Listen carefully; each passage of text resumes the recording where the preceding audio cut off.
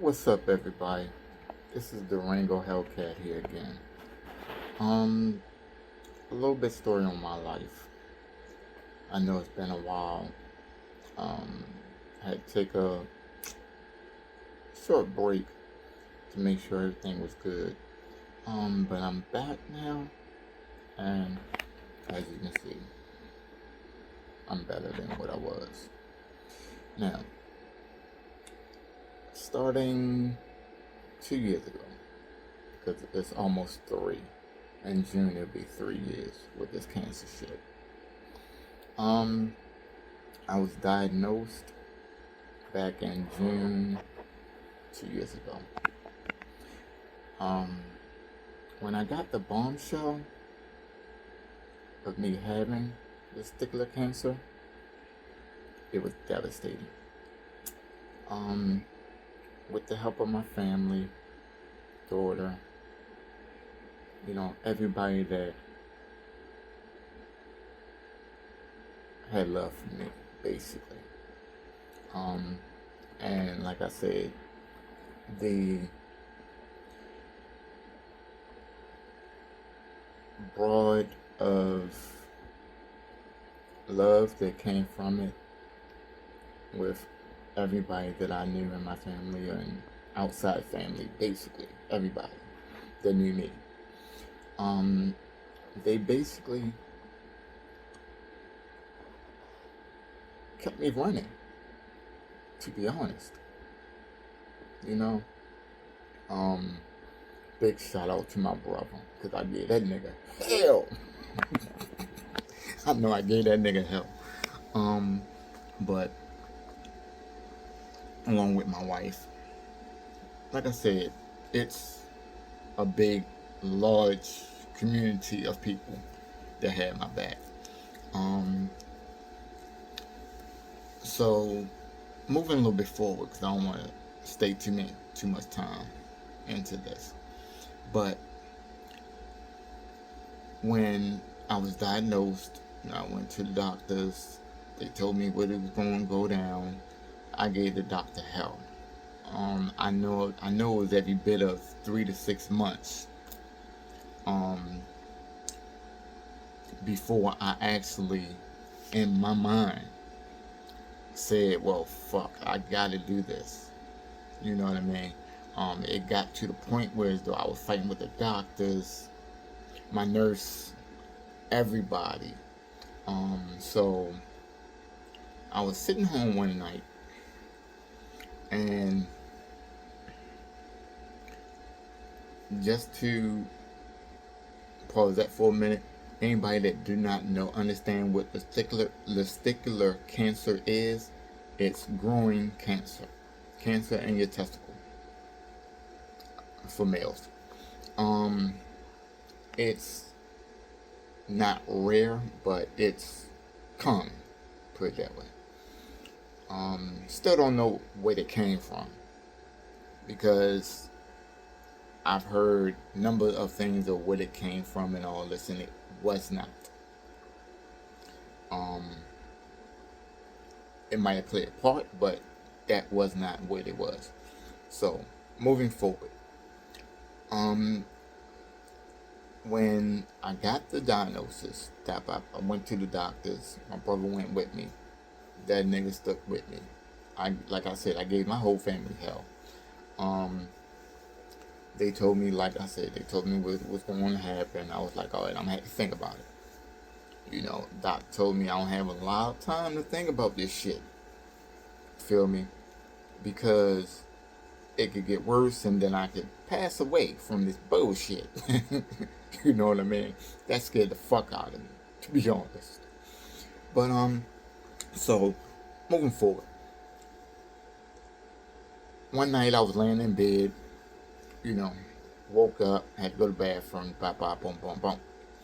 And I went to get up for the second time after going to the bathroom. Okay? It didn't happen then. I woke back up and I went to get up out the bed. Got up, stood up, took 5 steps and literally dropped to my fucking knees because of the pain was so severe. It felt like somebody just took a sledgehammer and hit me in my fucking gut.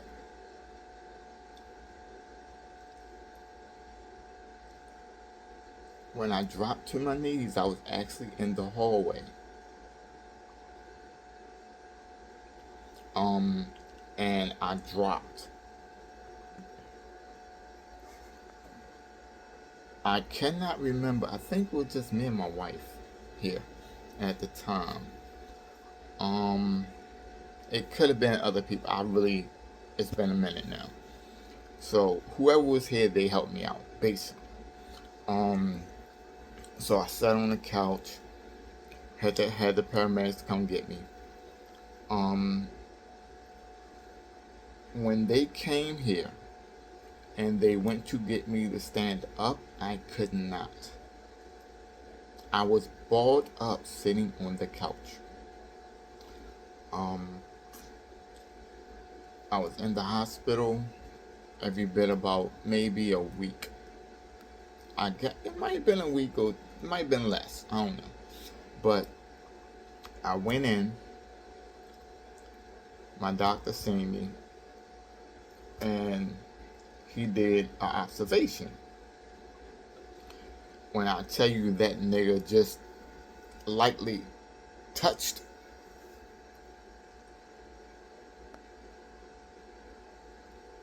and it felt like he punched my shit.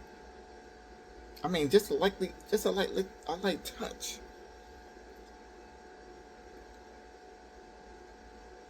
Bro said, yo, you got to go now.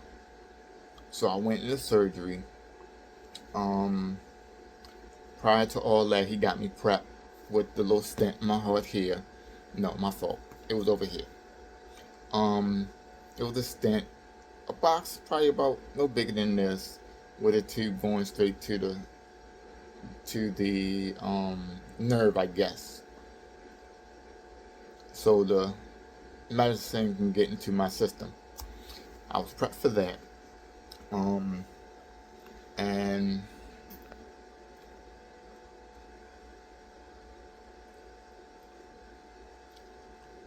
when he did all the touching, I already had to stent my heart and all that. In my chest, rather. It's not my heart. My heart's over here. When I had that put in, I was already in the hospital because they didn't let me come home. So they did that the next day. And after that, I went into surgery.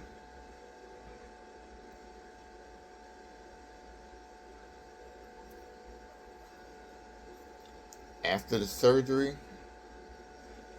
I had to go for chemo. Lord, help me, please. And that's exactly what I said. Because what they told me was they're going to insert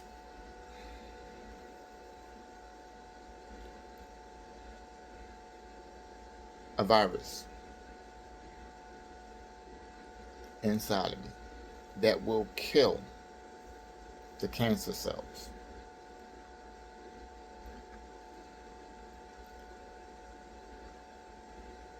I'm not exact. It's another term that he used. I'm real bad with this. That's how long it's been. But the needles, the amount of chemo. Now, mind you, I was taking at least 4 bags. Okay? The size of this. It was 2 of these. Okay? And mind you, These are bags, not bottles. So it's a lot fatter and a lot wider. But the length is exact, hit on. Okay? I was taking 2 of those. Then there was another, I can't, like I said, I cannot remember what they were. But there was 2 more bags that I had to take that was this length. I would say within width, 3 of these. No, my fault. 2. It was 2. 2 in the length and width. I mean, of this. Okay. I had to take that for 8 hours. I went in at 7 in the morning. Okay? I had to do this for 3 to 6 months. Every day. From Monday to Friday. Okay? Mind you, from 7, if I'm correct, I think it was from 7 to 4.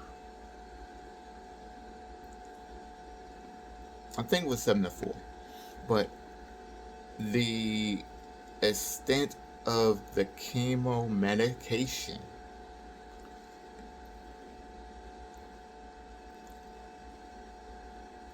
it's hell. Coming after taking that medicine for that long, it puts your body in a whirlwind. That's the best I can explain it. Put your body into a whirlwind. Coming after the 8 hours, after the 4 to 8 hours. Okay. Because like I told you, it was like maybe 4:30, somewhere around there. I think I got out of it every day. Coming off of it, getting disconnected, trying to get my equilibrium back, it felt like I was in space for at least 3 hours after. I can remember this like it was yesterday. Coming off of it, getting up out the hospital bed for the very first time, I was dizzy. Doctors wanted me to sit back down and try to get myself together, but the strong-willed person that I am, I wasn't having it. I wasn't letting that medication get a hold of me like that. Okay? So I got up, got my little stuff together that I brought with me, my food and all that, containers and all that, and I brought it back home with me. So on my way out, walking down the hall, vertigo start kicking in. Okay? Mind you, I'm still walking. When it hit me,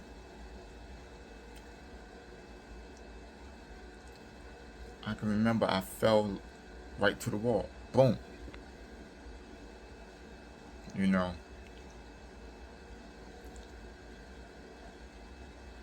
Nurse was like, "Are you okay?" I'm like, "Yeah, I'm good. I'm just a little dizzy because of the medications and everything that was administered to me." She was like, "All right, well, you might want to sit down."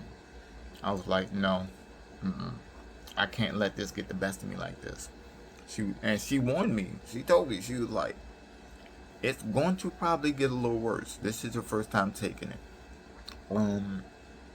So she was like, well, make sure you just drink plenty of water so you can flush the, get that flushed out your system, but it'll still be in your system. Went home. Got home, I was dizzy as fuck. I honestly don't even remember how I got home.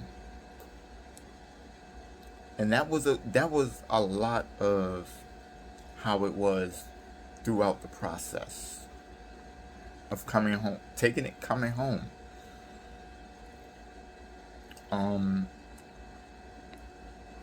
I do remember getting in the cab sometimes to get home, but majority of the time I don't even remember that.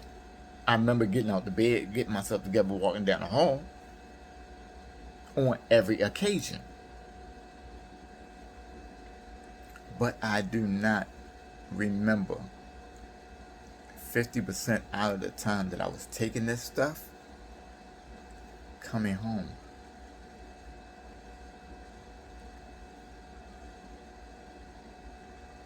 You know what I mean? Yeah, it's hell. The moving fast forwarding up to the last 2 days of me being there.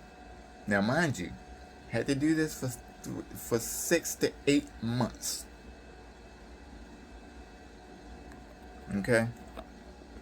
And every month, they're boosting the dosage of chemo medication, making it higher. Okay? So, with that going on,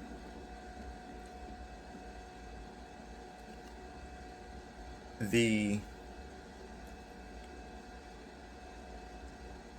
last month of me going in, taking this, my nurses that normally administered the IVs and all that, she was not there.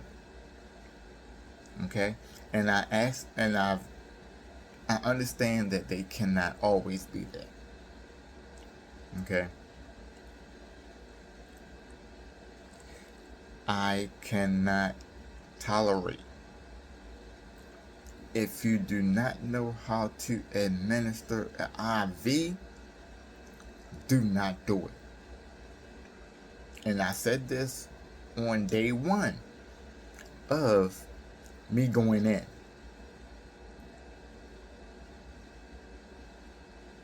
Because I do not allow myself to be stuck multiple times in the same freaking spot,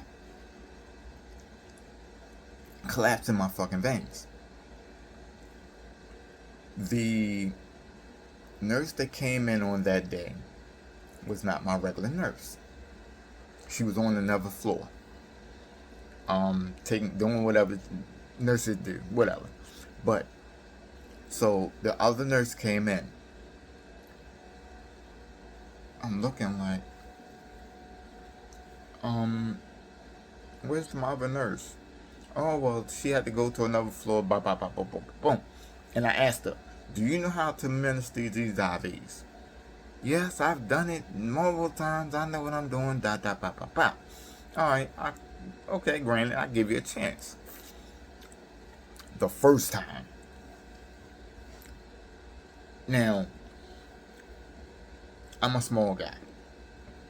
Get my weight back up. But my veins, I don't know if y'all can see it, but you can see my veins. Okay? You can basically see my veins. Okay? This nurse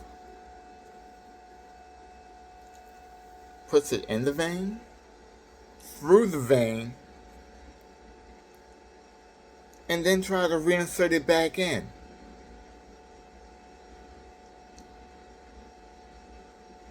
And I swung on her.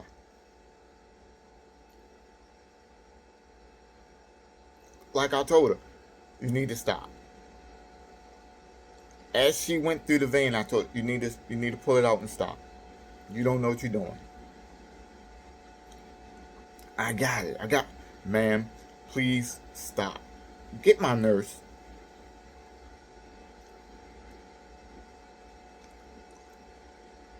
And she pussy. So I swung on her.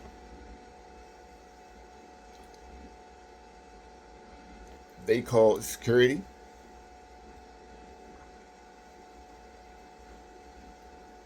Then they called my I can't remember her name. But her name is Miss Joanne while I was in there. They called her. Um she talked to me over the phone if I'm correct. She wasn't able to get over there to me. Um but they actually went and got the regular nurse that, with all that, they got the regular nurse that did my IV. Um, and she came in, she did it. It was good. Fast forward. Um, but on the oh excuse me, on the last couple of days, as I told you, they boosted the dosage of chemo. When it went in, it burned like hell. It felt like my body was on fire for at least an hour and a half.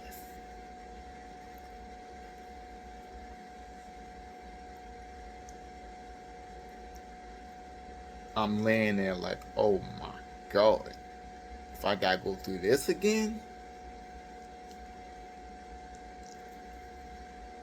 God, you can just take me. Because it's unbearable, to say the least. Um, and I don't know if that goes for everybody that has chemo, but I'm just speaking on my experience. Um, all chemo, cancer, whatever, medications are different, I guess. I don't know. But with mine's, I really don't want to go back through that again. Thank God, it's almost 3 years now. Um, Cancer is per se gone. It's less than a dime size, so we can basically say it's gone. Um, I go back on June. I think it might be June the 12th. I'm not exactly sure. To find out if it's because it's every 3 to 6 months now. Yeah, I think it's like it's 6 months, every 6 months. Because we were doing every 3 at first, and then they went to 6. So, yeah, that's my experience on it. Do I want this to come back? No, because I'm really not gonna go through this again. I'm being honest. I don't think I will go back through it again if it came back. I will just let this take me. I cannot go back through it. But that's my experience, my life as of today. Thank you for watching. This is Durango Hellcat, and I'll see you in the next one.